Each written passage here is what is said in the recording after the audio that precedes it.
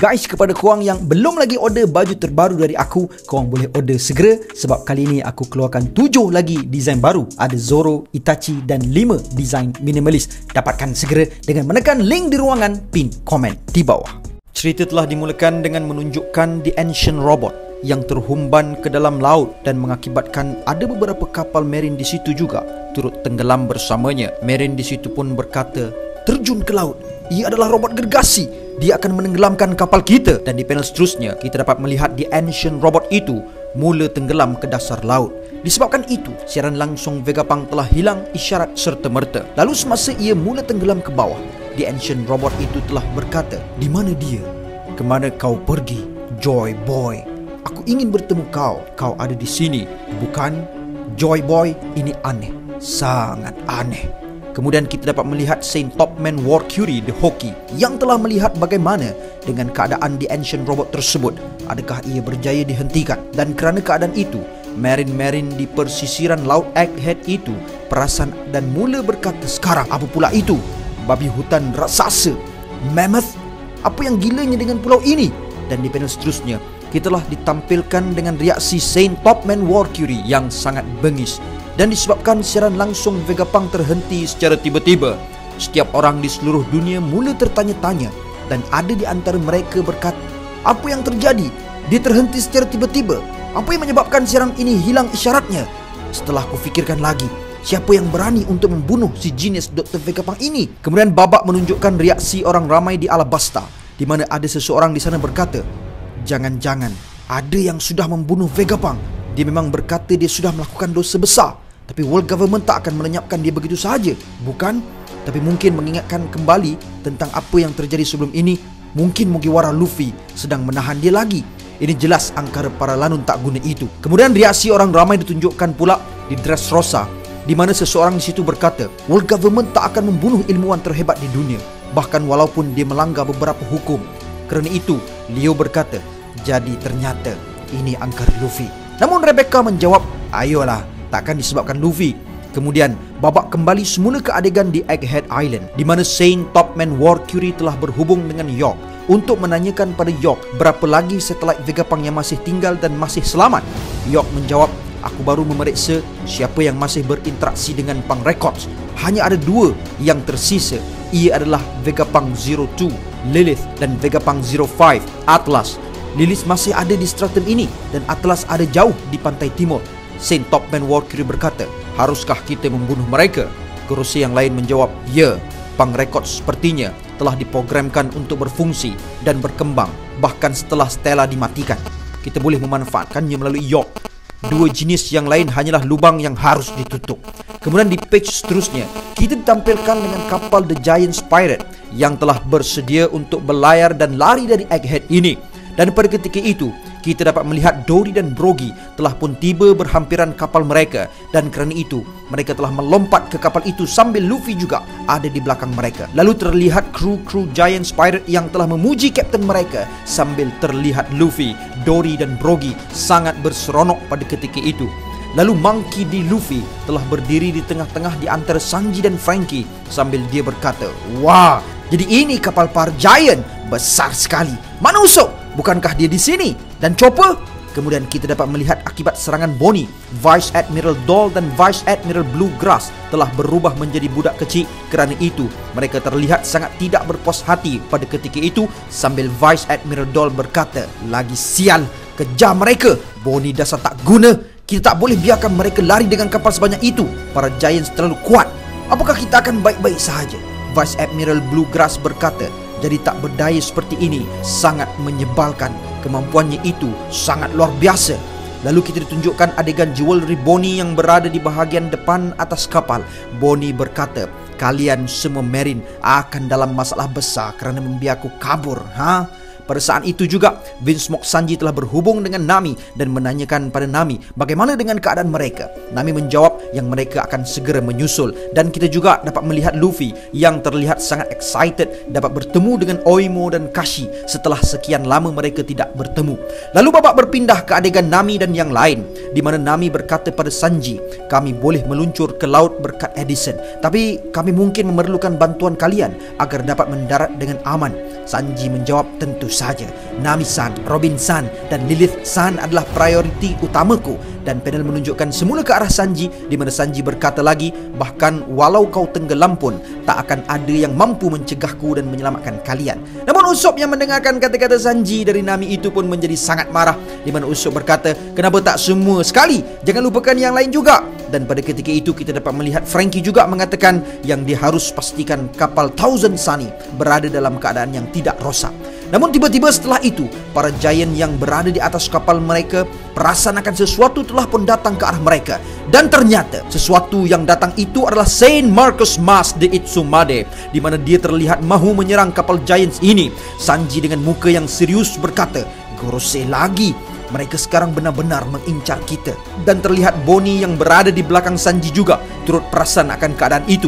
Kemudian di bahagian dapur kapal giant ini, kita dapat melihat seseorang chef giant telah memaksa begitu banyak makanan yang bersaiz gergasi pada Luffy. Dan dia berkata, wah, kau pasti Mugiwara Luffy, bukan? Kapten memperingatkan kami soal nafsu makanmu. Kerana itu aku telah menyediakan makanan yang begitu banyak untuk kau, tapi aku tak merancang untuk menyediakan semuanya sekaligus. Dan Luffy menjawab, aku harus makan sekarang, jadi masaklah lagi selepas ini. Makananmu benar-benar banyak dan sedap. Dan di panel seterusnya, kita dapat melihat Saint Marcus Mas yang telah pun melancarkan satu serangan api yang cukup panas ke arah kapal giant itu.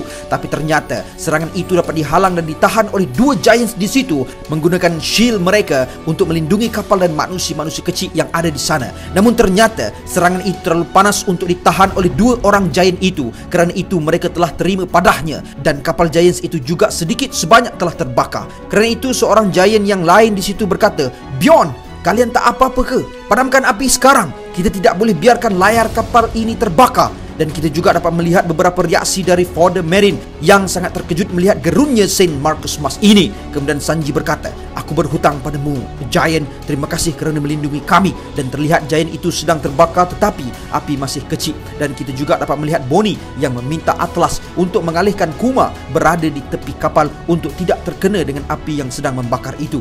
Kemudian Dory berkata, sepertinya kita tak boleh memandang rendah akan monster ini. Brogy menjawab, jika mereka boleh terbang, mereka akan mengejar kita sampai ke hujung dunia. Kemudian Saint Marcus Mas de Itsumade telah berkata, tak akan aku biarkan satu pun terlepas dan lari dari sini. Lalu tiba-tiba satu gempa yang dahsyat telah berlaku dan menyebabkan kapal giant dan kapal marine di situ berada dalam keadaan terumbang-ambing. Dan pada masa yang sama, ternyata Luffy telah pun selesai makan dan dia berkata, baiklah, perutku sudah kenyang, ayo! Namun Marine yang berada di situ menyangkakan adakah ini yang dimaksudkan oleh Vegapunk sebelum ini, di mana paras air laut akan menaik. Ini mustahil. Namun tiba-tiba terdengar satu muzik gegendang kebebasan telah bertalu, dan kemudiannya kita dapat melihat Luffy yang telah menukarkan dirinya kepada form Gift Thief, iaitu Nika, dan dia memanggil Bonnie. Bonnie yang melihat Luffy berkata, wow, Nika. Luffy berkata sekali lagi, aku tak tahu apa yang kau masukkan. Dan pada ketika itu, kita dapat melihat walaupun keadaan sangat dalam huru-hara, tapi ternyata Dory dan Brogy terlihat sangat seronok pada ketika itu, seakan-akan mereka sedang menyambut satu festival. Pada ketika itu, Dory berkata, kita tak boleh menari seperti ini, bodoh. Siapa yang akan memadamkan apinya nanti? Bah. Dan Sanji yang melihat keadaan Dory dan Brogy berasa hairan dengan hal itu. Lalu Luffy berkata, ayolah Bonnie, adakah kau ingin ikut aku menghajar mereka? Bonnie menjawab, aku tak boleh mengikutimu dengan keadaanku yang sekarang. Luffy berkata, tentu saja kau boleh. Aku tak tahu cara kerja kekuatanmu, tapi aku tahu kau mampu lakukannya. Kerana itu, Bonnie teringat satu momen di mana Luffy mengatakan kepada Bonnie sebelum ini yang dia sudah bebas. Kerana itu Bonnie berkata, oh, jadinya seperti itu kelihatannya apabila kau benar-benar bebas. Kemudian Bonnie telah menggunakan kemampuan distorted future-nya dan berkata, beri aku masa depan di mana aku benar-benar bebas. Dan setelah itu juga kita dapat melihat ternyata jewelry Bonnie telah berubah bentuk yang sama seperti Luffy, Nika. Dan terlihat juga Luffy dengan form Nikanya sedang tertawa di tepi Bonnie dan berkata, wah, itu baru semangat Bonnie. Dan panel ini sungguh luar biasa kerana siapa sangka akan munculnya dua Nika sekaligus, iaitu Joy Boy dan Joy Girl. Kerana itu ada beberapa Marine yang melihat keadaan itu dan berkata, wah, apa yang tak kena dengan mereka itu? Ada dua Nika. Dan ada seorang Marine lagi mengatakan yang Luffy dan Bonnie telah menjadi raksasa albino. Namun tetap kita dapat melihat Saint Marcus Mas yang telah meluru ke arah mereka. Dan Luffy berkata, "Ayo, mari kita lakukan," sambil gendang kebebasan masih berbunyi pada ketika itu. Bonnie menjawab, "Ya." Dan di bahagian yang lain, ternyata Saint Topman War Curie the Hockey, Saint J. Garcia Sutton the Gyuki, dan Saint Shepard Jupiter turut merasakan aura kemunculan Nika itu. Dan Topman War Curie berkata, "Ada yang aneh di sana. Ayo bergegas ke sana." Dan pada ketika itu kita dapat melihat The Ancient Robot yang tenggelam ke dasar laut sambil dia berkata, "Oh, jadi kau di sana rupanya, Joy Boy." Dan tamat untuk alur cerita One Piece chapter 1118 ini. Jadi nantikan pembahasan aku di video seterusnya berkenaan teori dan analisis chapter ini. Dan bagi korang yang fans Boruto, Naruto, korang boleh support aku di channel Mampan Studio kerana aku juga telah menjadi speaker di sana. Dan ini ada klip dia. Himawari menjawab, "Diam kau!" Dan Himawari terus memberikan satu tumbukan yang tepat ke Jura dengan tangan kirinya. Tapi nampaknya Jura masih mampu menahan serangan yang mempunyai tekanan yang besar itu. Jadi jangan lupa untuk dapatkan baju keluaran Scoverto kerana pre-order akan ditutup dalam beberapa hari sahaja lagi, iaitu 25 Jun ini. Jadi setakat itu sahaja perkongsian aku di video kali ini. And gang, before I end, sedikit renungan.